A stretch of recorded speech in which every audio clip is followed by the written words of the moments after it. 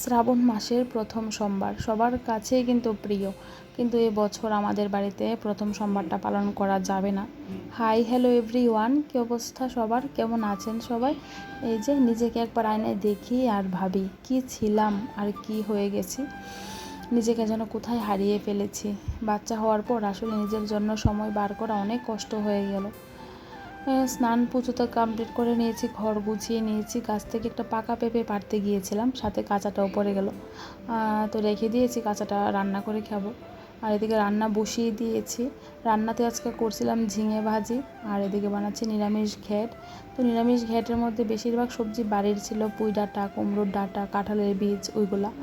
এত পরিমাণ গরম দিয়েছে, মানে কিছু ভালো লাগে না গরমে। সকালে স্নান করছি, দুপুরবেলা আবার স্নান করছি। তো এই ফার্স্ট পাপাকে একটু ট্রাই করিয়েছিলাম, পাপা এত প্রিয়, মানে এত ভালোবেসেছিল ওইটা। দুপুরবেলা করে পাপার জন্য একটা সুন্দর পার্সেল এনেছিলাম, ওইটা পাপার ভীষণ পছন্দ হয়েছিল।